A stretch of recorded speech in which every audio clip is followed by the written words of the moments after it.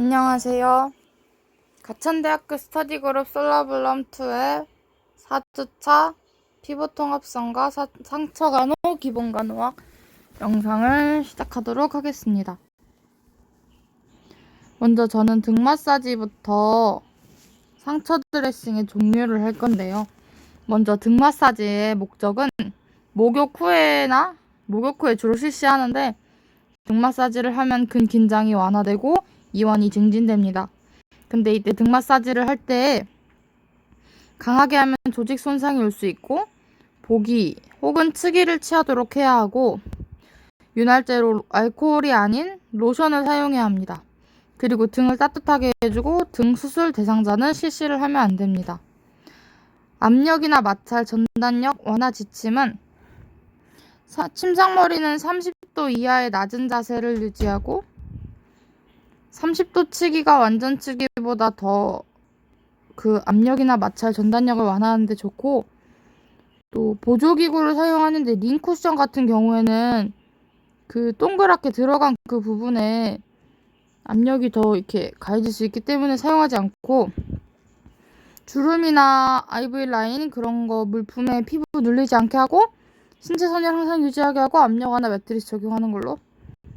그리고 상처 세척 부분은 이건 오염된 표면을 제거하고 치유되고 있는 상처를 보호하기 위해서 감염 예방을 위해서 세척을 해주는데, 세척액으로는 물이나 0.9% 생리식염수를 사용하고 체온 정도 37도로 데워서 사용합니다.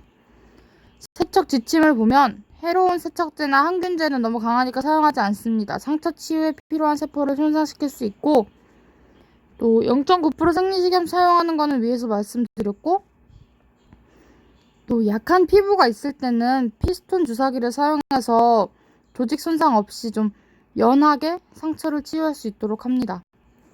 상처 드레싱을 보면 상처 드레싱은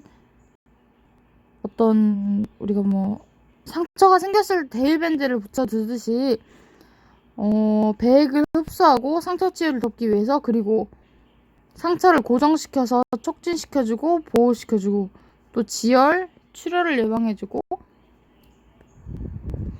그래서 드레싱의 조건을 보면 가스교환 가능하고 감염을 방지해야 되고 삼층물 제거가 용이해야 되고 너무 찐득찐득 달라붙으면 안 되고, 유가 조직과 상피화된 조직의 손상 없이 드레싱 제거 가능해야 하고, 또 상처에서 내로 독성 물질이 침입하지 않게 어느 정도 단단해야 되고 체온과 가까운 온도를 유지해야 합니다.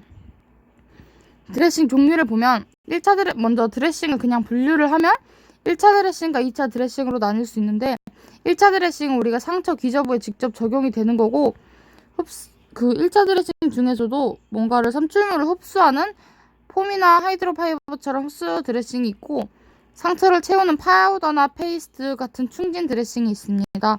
그 다음으로 1차 드레싱을 고정하고 보호하는, 예를 들어 폼 같은 경우는 그 아래 부분 접착면이 이렇게 접착식으로 이렇게 잘 붙는 성질이 아니라서 그 위에 2차 드레싱으로 꺼즈나 그런 걸로 이제 덮어줘야 되는데, 예를 들어 하이드로콜로이드 같은 경우 커버용으로 커버 드레싱으로 수분 유지를 해주는 그런 드레싱도 있습니다.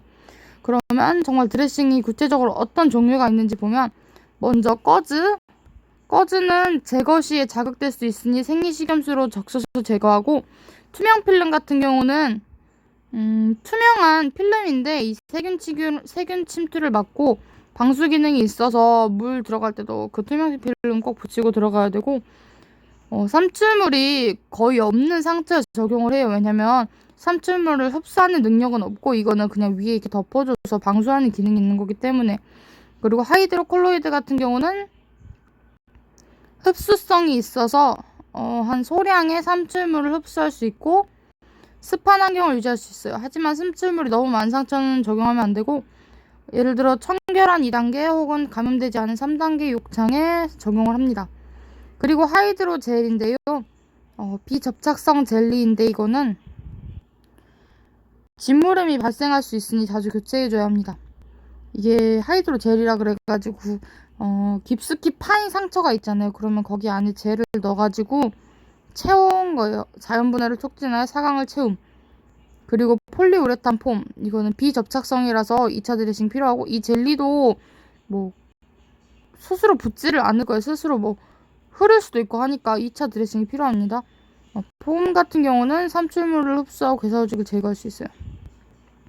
이 폼도 꽤나 많은 삼출물을 흡수할 수 있지만 이 칼슘 알지네이트가 또 이제 삼출물 흡수에 좋아요. 그리고 알지네이트는 지혈작용도 있기 때문에 많이 사용합니다. 그리고 하이드로파이버는 정말 뛰어난 삼출물 흡수 능력.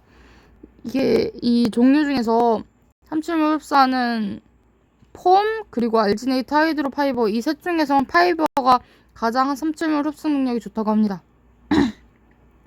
그리고 이제 이것들은 그냥 모든 드레싱에 병원에서 자주 쓰는 드레싱의 종류고, 이거는 거즈 드레싱의 종류인데, 거즈를 우리가 적용을 할 때 드라이 투 드라이라고 상처가 있으면 그 위에 건조한 걸 덮고 또 건조한 걸 덮는 게 있고, 상처가 있으면 적신 웻 좀 습한 거즈를 덮고 그 위에 건조한 거즈를 덮는 것도 있고, 이제 건조한 걸 덮고 습한 걸 덮고 습한 걸 덮는 게 있어요. 웻 투 드라이 보면 이 상처 위에 젖은 거즈를 놨기 때문에 괴사 조직이 부드러워지고 삼출물이 꺼지에 붙어서 마르면 제거가 용이해요. 삼출물이 그 꺼지에 같이 달라붙어서 나오는 거니까. 그리고 웻 투 웻 드레싱을 할 때에는 상처 위에 젖은 거즈와 그 위에 젖은 거즈를 놓을 때 그 두 개의 젖은 거즈를 적게 하는 용액이 같은 용액이어야 합니다. 이게 우리 교수님이 드레싱 종류 암기하는 거 중요하고 그 드레싱 종류 쓸 때의 금기 같은 것도 중요하다고 하셨고,